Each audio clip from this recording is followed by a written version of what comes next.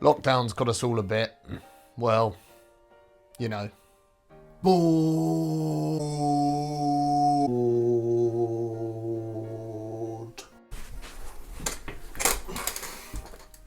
Bored. I mean, there's only one real thing we can do.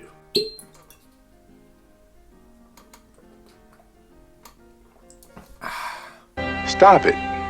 Get some help. When I'm not drinking port from the bottle like a psychopath, I like to go on a long, scenic walk. A walk provides entertainment, escapism, and clarity that not much else does. The air freshens the soul and you get a newfound appreciation for nature.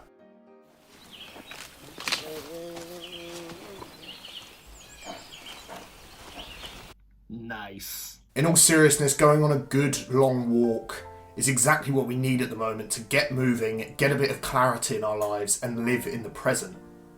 We just need to enjoy the view for a little bit. So in my first episode of the Perfect series, where I take ordinary things and perfect them, I'm going to take you on the perfect walk. Before we start though, this video has actually been sponsored by the subscribe button, so click it.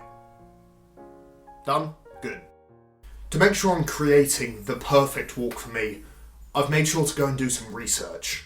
And this is what's come out of it. Firstly, we need to know why I'm doing this. For health reasons, it increases your cardio and pulmonary strength. It also builds endurance and can increase muscle strength. It decreases body fat content, and it can also put you in better stead against risk of heart disease and having a stroke. That's just the physical stuff though. On the mental side, it can give you happier moods, better sleep, and helps you manage stress and anxiety, something that everyone's having in lockdown at the moment.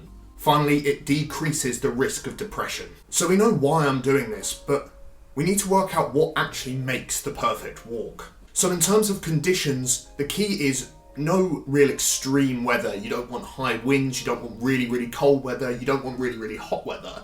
You also don't want it to be too humid. Each of the moderate weathers have their pros and cons. It all comes down to preference really. And because for my perfect walk, I want to be able to get energized for the rest of the day.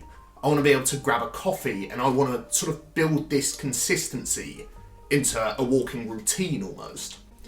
So for me, the perfect time of day is the morning.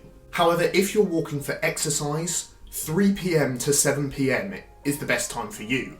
This is when your lungs are functioning at their best, and it means when you're doing more vigorous activity, you can go for longer and even push harder. Your muscles have also had time during the day to warm up, and that means if you're truly doing it for exercise, the best time is more in the evening. So I've chosen Sunday morning because I need a bit of get up and go on a Sunday. It's normally the laziest day of the week, but because during the week I'm working a 9 to 5, I don't have a huge amount of time to work on my YouTube stuff. If I get up and go for a walk, I'll be up, I'll be energized, and I'll be ready to work when I get home. And that's exactly what I need. So on Sunday morning, I've got to find my window, the perfect window for me. I don't want it to be too cold, I want a bit of sun to be out, I don't want it to be overcast and cloudy, that would be a bit dull, and it wouldn't get the aesthetic I wanted. So according to my research, the sun rises at 8:15 tomorrow. It's then at its highest point at 12:21, so there's my window.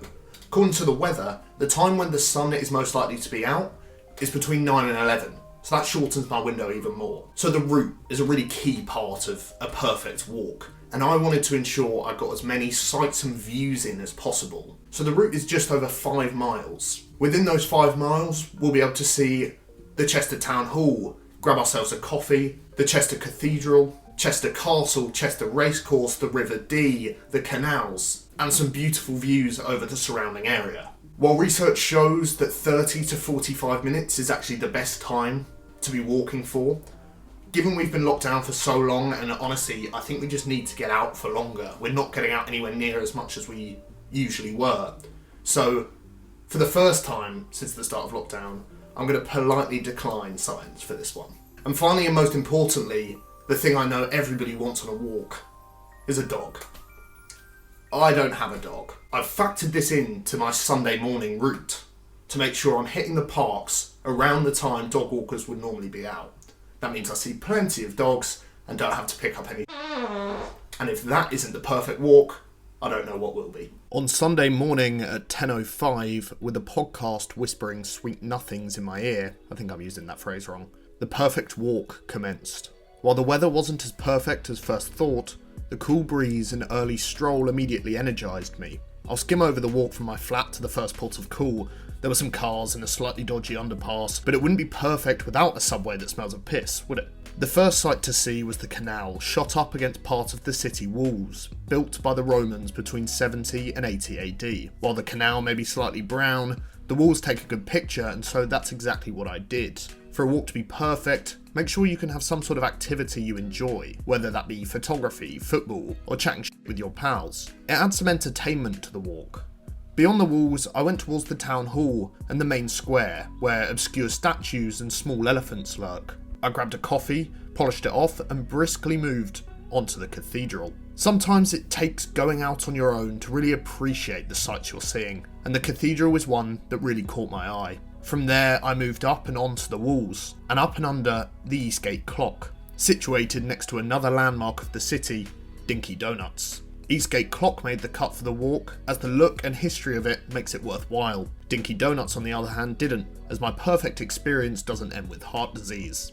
I followed the walls across to the Roman Angle Tower, looking out over the side and most importantly, making this famous face to every walker I passed. Spread the cheer, smile at people, or at least awkward half smile like any self-respecting Brit.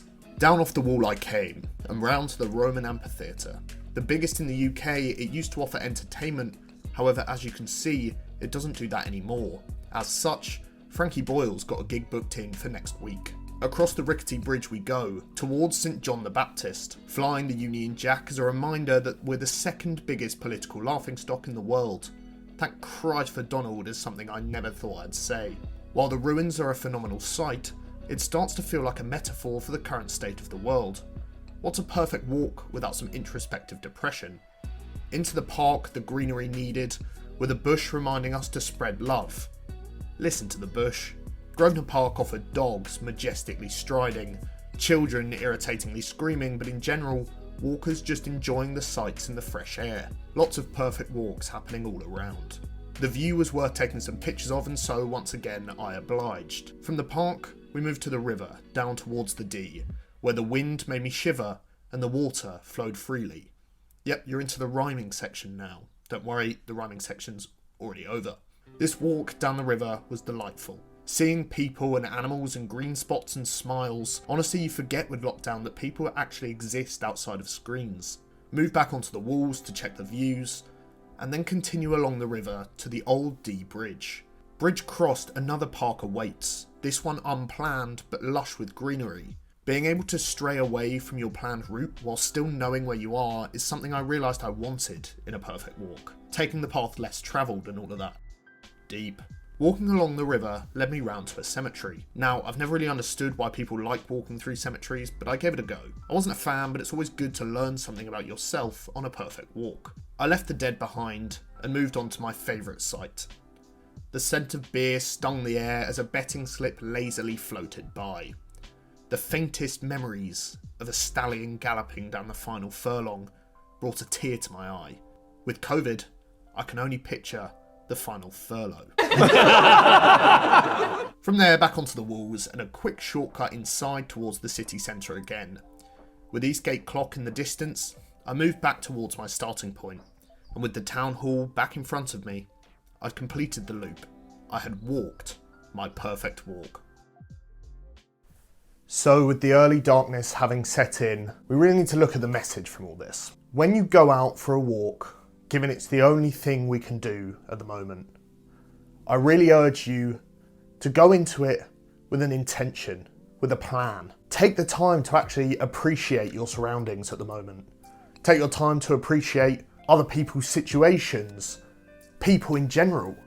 Have a look at the nature that you've probably been walking past for years and never really taken any notice of. Go out looking for sights. Go out looking for views. The one key point I want to make though is whether it's sunny or rainy, warm or cold, if you go out with the right mindset, if you go out with an appreciation of the wider world, it doesn't matter about the situation. You will have the perfect walk. Thanks for watching. Subscribe to the channel if you enjoyed, like this video, and I'll see you all very, very soon.